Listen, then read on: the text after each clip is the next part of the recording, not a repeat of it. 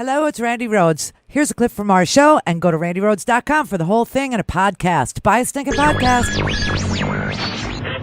Mary had a little man. The fall.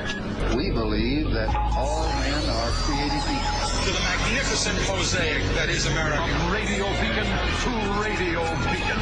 I have a dream today. Change has come to America. Believe me. Knock, knock. Who's there? It's a figment of your imagination. Randi Rhodes Show. Turn up your mind. Some big businesses that have taken these loans. I was pleased to see that Shake Shack returned the money.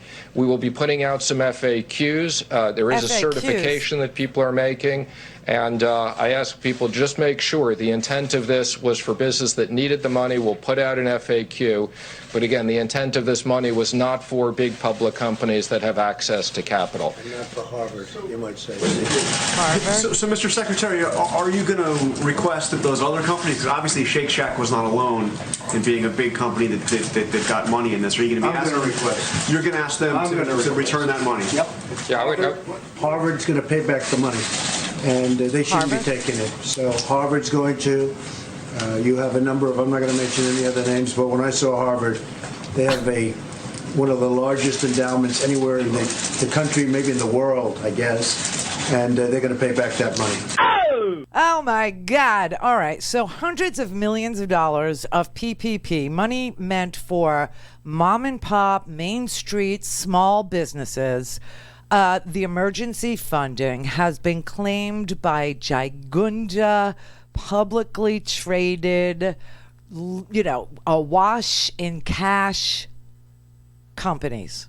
In fact, 243 million of the 349 million that was put out there for small companies like yours, like mine, like hair salons, nail salons, the neighborhood, butcher, the baker, the candlestick maker. Yeah, 243 of the 349 million went to publicly traded companies, according to Morgan Stanley. Several of these companies, and if you check my Twitter feed, there's a lovely graphic of who they are. They are worth more than $100 million. Several of these companies' market values are above $100 million.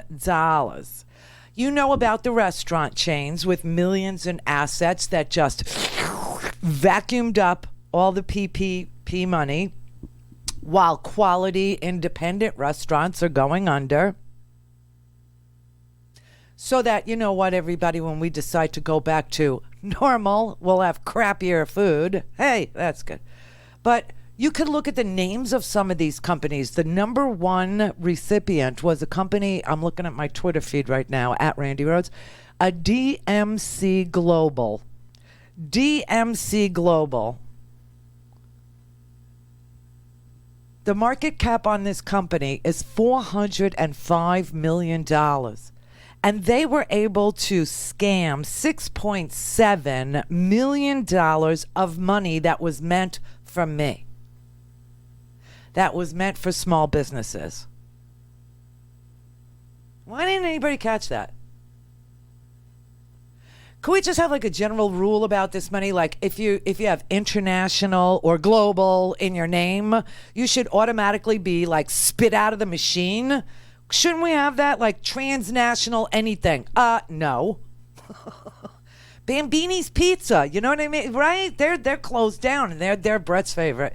They're absolutely. I mean, if you the name of your company is like Megacorps, I mean, couldn't we just all agree that should just be spit out? I'm so sorry. I mean, worldwide, these are like these are red flags. Reject any company with international in its name. I mean, that way we can keep the International House of Pancakes from, stealing the money from, a little diner in Queens. Best breakfast in the world. A diner in Queens. I mean, they made 34, this DMC, this Global, DMC Global. They're an oil services company. Here, perform this service. Go buy the oil and store it, because now you'll get paid to do that. I mean, I'm rearranging my furniture to try and see where I could squeeze in a barrel or two so I can get an extra $70. You know what I'm saying? I think everybody knows what I'm saying. But I mean, they made $34 million in profit last year. They have $20 million cash on hand, and they're in the oil business where they could move their furniture around and store some barrels and make some money, at the same time. Another one, Kurasushi. Kurasushi, anybody, everybody. They are a Japanese company. The parent company is Kurasushi Inc. They have over 400 locations worldwide, and it is a Japanese company. It is not an American company. Now, it has these revolving sushi belts that literally operates on, apps and stuff. So you make a reservation through an app, you do your ordering on your tablet or on your phone or whatever, and then you go in and there's a little belt and you take your little raw fish off the belt. Oh, that sounds so delicious and safe completely. But how much operating costs could they possibly have with personnel when everything is automated over there? But they applied, they have, 400 restaurants worldwide, and this was meant for companies with less than 500 employees. So you do the math, everybody. You do the math. They will not disclose its total number of employees, but it's got a market value of $82 million as of April 21st. And just this month, they reported cash on hand, cash reserves of $24 million and zero debt. Really? Their market value is $82 million. They got $6 million out of the small business relief package. Hallandor Energy. It's a coal mining company. Okay, you know who their lobbyist is? This is an interesting question because it's when you live with an ex-lobbyist, and I do. Okay, 37 years, Howard was a lobbyist, a big one, a huge one, okay? And the first thing he said when I showed him this list of companies, he said, you got to do the research. You got to find out who their lobbyists are and expose them.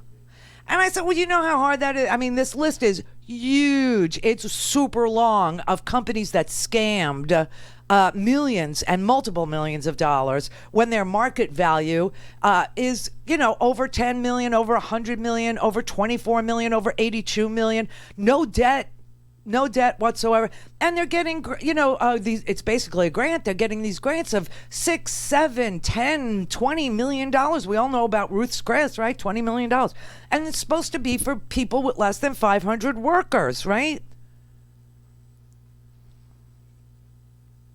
Hallandor Energy got $10 million. $10 million. So I said, all right, let me just coal mine. This shouldn't be too hard to figure out, because it's not that giant a bit. You know who their lobbyist is? Scott Pruitt, our former Environmental Protection Agency administrator, who got fired because he's unethical. So what did he do? He went right through the revolving door and he started lobbying for Hallandor Energy. Well, when all this money came online, Hallandor sent Scott Pruitt to go get a cut. They got $10 million. And the company's former, and whenever you see government relations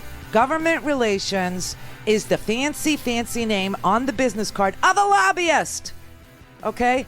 And their former government relations director now works at the Energy Department. So Pruitt was at EPA and now works at Hallandor. And their former lobbyist works at the Energy Department. Say, there can't be some slimeball activity in that particular $10 million loan, can there? Well, let's see. They have 768 employees. There was a carve out. Scott Pruitt put it in there. You can just take that to the bank that said energy companies, coal mining companies, they can apply if they have up to 1,500 employees. So they got $10 million. What the? Go to RandiRhodes.com for the whole thing and a podcast. Buy a stinking podcast.